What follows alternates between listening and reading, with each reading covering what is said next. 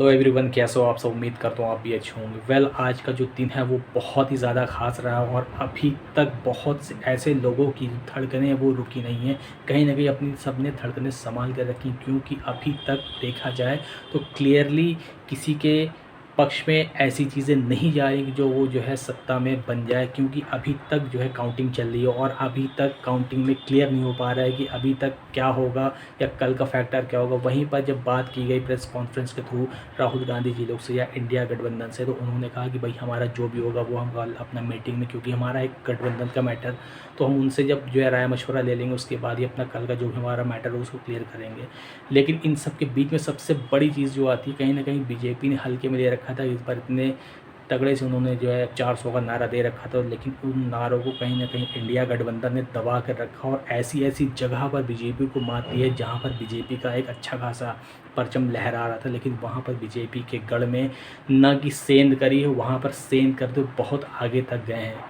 तो बहुत ही ज़्यादा कहीं ना कहीं बीजेपी को इससे भी तकलीफ़ हुई होगी कि हमने बहुत सारी चीज़ें कहीं ना कहीं पब्लिक के मन में डाली, हिंदू मुसलमान, जाति, मंगलसूत्र, गाय गोबर, गौमूत्र, इन सब को पब्लिक ने नकारते हुए जिनकी पॉजिटिव सोच उन्होंने जो है अपने मुद्दे से ही जुड़कर वोट डाले। और कहीं ना कहीं सबसे जो मेन चीज़ है वो मैं आपको बता दूं, हमारे यूपी से जो 80 की सीट पर फाइट हो रही थी, जिसमें बीजेपी अपना जो है दावा कर रही थी कि इस बार भी हमारी जो है सीट नियर अबाउट 80 के बीच में ही आएगी और हम उसमें ही जो है आराम से जो है सीटों को क्लियर करके अपने आप में उसको जो है अंडर कर सकते हैं। लेकिन वहाँ पर कहीं ना कहीं राहुल गांधी और अखिलेश जी का जो एक चेहरा उभर के सामने आया है, जिन्होंने कहीं ना कहीं अपने दोनों मैजिक पॉइंट से पूरी जो है सत्ता में सेंध लगाई और कहीं ना कहीं फाइट करते हुए वो 40+ के बीच अपने नाम पे वो सीट कर ले गए।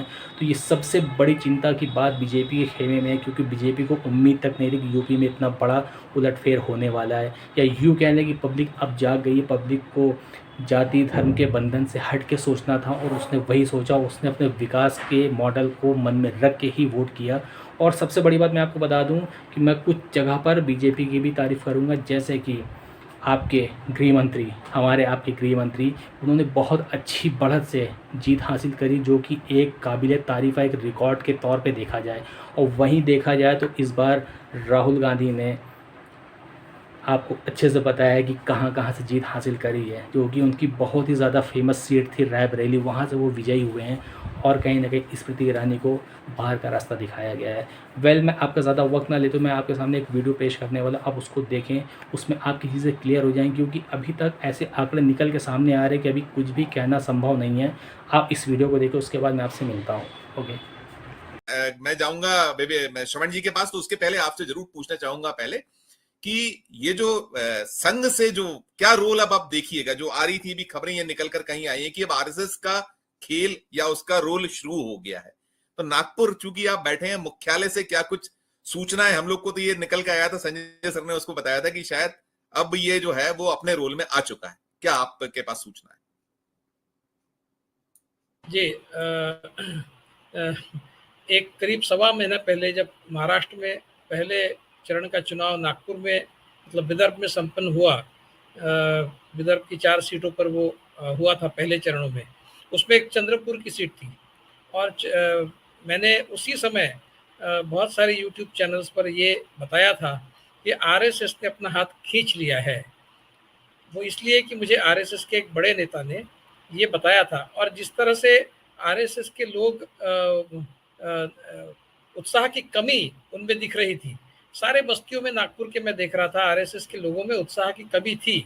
और फिर मैंने आरएसएस के एक वरिष्ठ नेता से बात की थी और उनसे चंद्रपुर का हाल पूछा था। तब उन्होंने कहा था कि चंद्रपुर में तो हमारा आदमी हार रहा है। वो सुधीर मुनगंटीवार एक बड़े सीनियर मिनिस्टर है महाराष्ट्र में, जो 2014 में जब बीजेपी और शिवसेना चुनकर आए थे, उस समय पहली बार मुख्यमंत्री पद के जो 2-3 दावेदार थे उसमें एक सुधीर मुनगंटीवार थे। वो हारने वाले हैं, वो हार गए हैं, लगभग हार गए हैं, इस तरह की खबर उन्होंने मुझे दी। तो मैंने उनसे पूछा कि ऐसा क्यों हुआ, तो उन्होंने कहा कि मोदी जीत रहा है, मोदी जीत रहा है। तो फिर हमारे सारे जो पन्ना प्रमुख है वो पैसे लेकर घर बैठ गए, ये उनके शब्द थे, वो पैसा लेकर घर बैठ गए।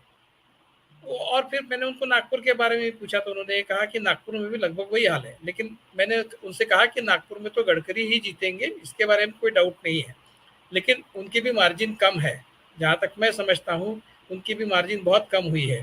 तो जो उनके कहने का मतलब था वो ये था कि मोदी जी जीत रहे, मोदी जीत रहे, भी आप अकेले के बलबूते पर जीत सकते हैं तो आप जीत कर दिखाइए, हमारा क्या काम है।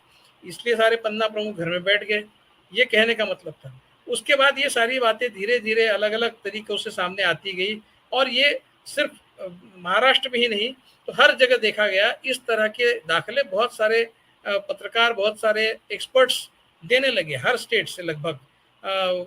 बनारस में मैं समझता हूँ कि मोदी जी का जो मार्जिन कम हुआ है उसके पीछे मुझे बहुत गाढ़ा शक यही है कि वो आरएसएस की ही करतूत होगी, क्योंकि आरएसएस मोदी जी को कट टू साइज करना चाहता है। ये मैं मेरा पहले से दावा है, बहुत पहले से दावा है, क्योंकि जिस तरह से आरएसएस को दरकिनार किया है मोदी जी ने, भले ही आरएसएस का एजेंडा इम्प्लीमेंट किया हो, लेकिन मैंने ये बात बार बार कही है कि उससे आरएसएस खुश है, लेकिन आरएसएस के लिए मोदी जी कोई भगवान नहीं है।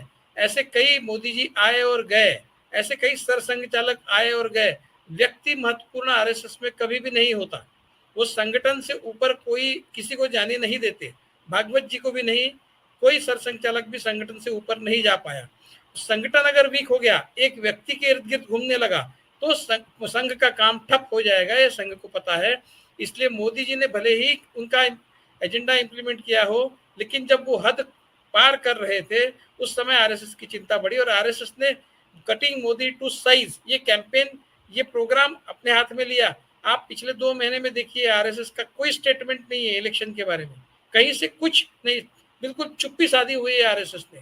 और जिस तरह से आरएसएस के लोग घर से निकले नहीं, कई जगह निकले होंगे जो बीजेपी के विवेक ने देखा इस वीडियो में कि बहुत ही ज़्यादा क्लियर तरीके से जो अभी रुझान आकर हमारे आपके सामने पेश हो रहे हैं, तो उसमें कहीं ना कहीं आपने देखा होगा कि इंडिया ने काफ़ी दमखम भर रखा है, और कहीं ना कहीं ये सारी चीज़ें पब्लिक के सपोर्ट से, क्योंकि पब्लिक को इस बार अपने चुनाव में मेन मुद्दे याद थे, अपने चुनाव के नतीजों को उनको समझना था, क्योंकि वो बहुत ही ज़्यादा डाइवर्ट हो चुके थे। और कहते हैं ना, एक कहावत है कि अगर सुबह का भूला शाम को घर आया उसको भूला नहीं कहते। तो वही इस बार जो है जनता ने कहीं ना कहीं सबक सिखाया है कि हम आपके बहकावे में आने वाले नहीं हैं। जो चीज़ें हमारे मन में हैं, जो चीज़ें हमारे दिमाग में थी, हमने उसको मन में रख के वोट किया है, और कहीं ना कहीं आंकड़े बहुत ज़्यादा साफ हैं। और वहीं पर मैं बात करूँ, इस बार जो मोदी जी का एक आप कह सकते हैं कि संसदीय क्षेत्र है, इसको हम आप काशी के नाम से जानते हैं, बनारस के नाम से जानते हैं, कहीं ना कहीं मोदी जी को वहाँ पर बहुत अच्छी खासी बढ़त नहीं मिली, बहुत अच्छे वोटों से वो नहीं जीते, जो कि हमारे देश के प्रधानमंत्री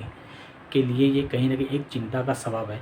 और वहीं पर मैं बात करूँ, जहाँ पर बहुत ज़्यादा कांटे की फाइट चल रही थी गाज़ीपुर सीट को लेकर, बहुत ही ज़्यादा हॉट मानी जा रही थी ये सीट, लेकिन वहाँ पर कहीं ना कहीं अफजाल अंसारी ने अपनी जीत को दर्ज किया। कहीं उनका कई बार ये कहना था कि मैं इस सीट से निकल के रहूँगा, अपने वोटर्स को मुझे अच्छे से मैं जानता हूँ, मेरे सारे वोटर्स मेरे साथ में हैं, और मैं इस बार यहाँ से जो है जीत को दर्ज करूँगा, और सारे आंकड़े धरे के धरे रह जाएंगे। अपोजिट पार्टी चाहे जितना भी मुझे प्रेशराइज़ कर ले, परेशान कर ले, लेकिन मैं यहाँ से जीत दर्ज करूँगा।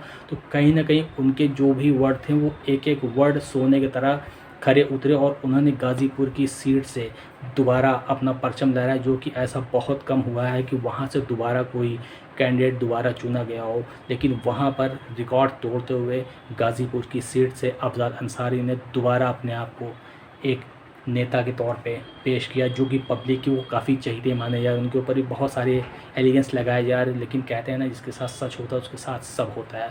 तो वही हुआ, ये चीज़ें आपके सामने सारे नतीजे हैं। अभी तक तो कुछ क्लियर नहीं हो पा रहा, हो सकता है कल या परसों के बीच में, आई होप अगर आप इंडिया गठबंधन के साथ में हैं या एनडीए के साथ में, जो भी चीज़ें हैं वो कल ही क्लियर हो पाएँ, क्योंकि अभी बहुत ही ज़्यादा फेरबदल हो रहा है। उम्मीद करता हूँ कि आपको इस वीडियो से कहीं ना कहीं बहुत ज़्यादा सोचने समझने की जो है वो क्लैरिटी आपको मिली होगी। और आपका जो भी कमेंट, आप मुझे ज़रूर कमेंट में अपना मैसेज छोड़ो, मैं आपका मैसेज ज़रूर देखूँगा, उस पर जो भी हो सके मैं अपनी जो है आपको राय भी दूँगा। मिलते हैं नेक्स्ट वीडियो में।